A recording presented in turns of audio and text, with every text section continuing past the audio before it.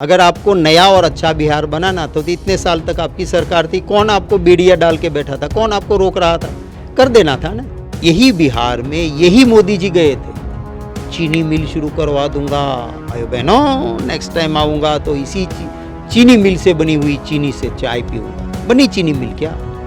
जो एक दूसरे को गाली देते थे वो बिहार को लूटने के लिए साथ आए, और बीजेपी और नीतीश कुमार ने जो करा है कुशासन, उसको बिहार की जनता भगाएगी। प्रधानमंत्री नरेंद्र मोदी इस वक्त जो है बिहार के दौरे पर हैं, जहां पर उन्होंने कांग्रेस पार्टी और आरजेडी पर जो है जोरदार हमला बोला है और कई तरह के आरोप भी लगाए हैं। हमारे साथ खास बातचीत करने के लिए गुजरात कांग्रेस के पूर्व अध्यक्ष और राज्यसभा सांसद जो हैं शक्ति सिंह गोयल जी। सर, जिस तरीके से प्रधानमंत्री नरेंद्र मोदी बिहार हैं, जहाँ वो बहुत सारी बातें कह रहे हैं और ये कह रहे हैं कि अब की बार एनडीए सरकार फिर से बनेगी और नया बिहार होगा मुंबई की तरह, क्या कहेंगे सर?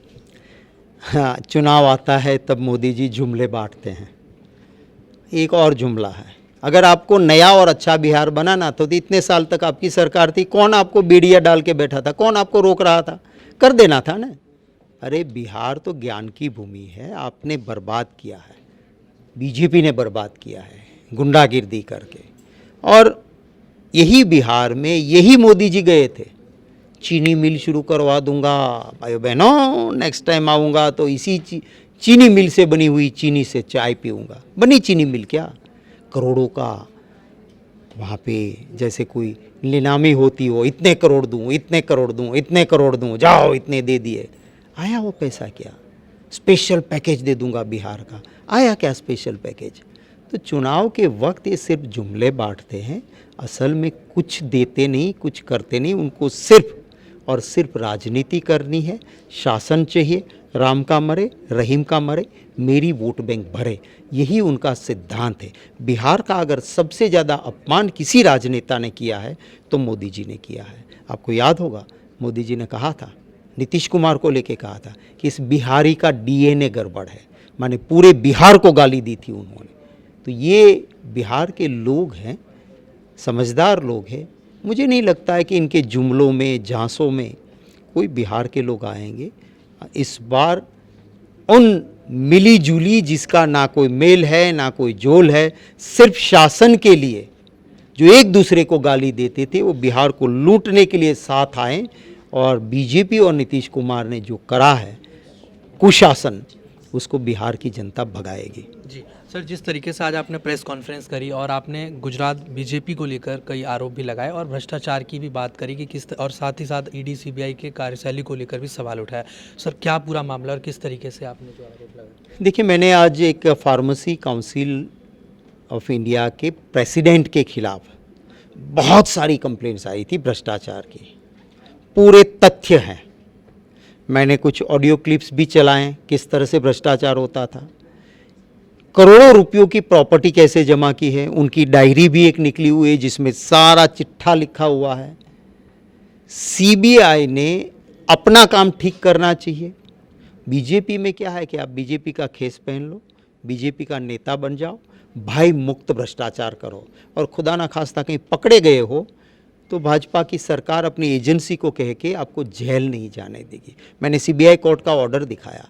न्याय की देवी तो तराजू लेके खड़ी रहती है, अब उसमें सच्चाई डालना दोनों जो पक्षकार होते हैं उनकी जिम्मेवारी है। सीबीआई ने ठीक से अपना पक्ष तक नहीं रखा, ताकि जो करोड़ों का भ्रष्टाचार करने वाला भाजपा का नेता है उसको अभी इंटरिम जमानत मिल गई और एंटीसिपेटरी बेल मिल जाए। मैंने उसके कुछ तथ्य भी सामने रखे हैं।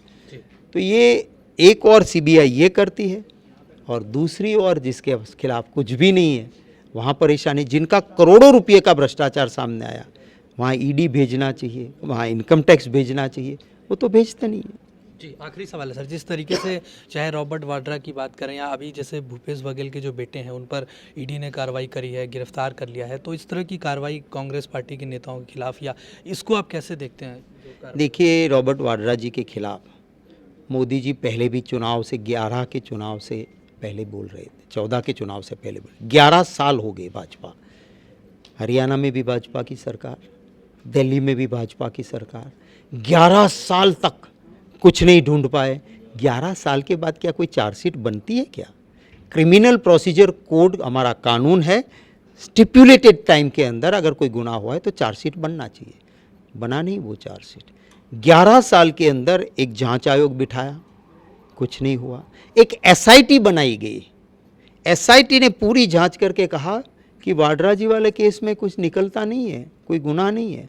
तो बोले एसआईटी का पुनः गठन कर दो, स्पेशल इन्वेस्टिगेशन टीम का पुनः गठन किया, कुछ निकला नहीं। तो अब 11 साल के बाद चार्जशीट, ये क्यों कर रहे हैं? क्योंकि ये डरपोक लोग हैं। प्रियंका गांधी जी जननेता है, पार्लियामेंट में सरकार के आंखों में आंखें डाल के जनता के मुद्दों पे दहाड़ती है। राहुल गांधी जी सड़क से लेके संसद तक लड़ते हैं इन लोगों के खिलाफ, संविधान बचाने के लिए लड़ते हैं, लोगों के अधिकार के लिए लड़ते हैं। तो इनसे डरे हुए लोग हैं, खुद डरपोक है तो उनको लगता है कि सामने वाला भी डर जाएगा, केसेस कर दो, ये कर दो। पर ये कांग्रेस पार्टी और गांधी परिवार है, ना डरे हैं ना डरेंगे, लड़े हैं लड़ेंगे। जी धन्यवाद सर। तो ये हमने बातचीत करी कांग्रेस पार्टी के जो कि राज्यसभा सांसद है शक्ति सिंह गोयल से। वीडियो दर्शक के साथ मेहमान शुद्धू डेली 24 भारत दिल्ली।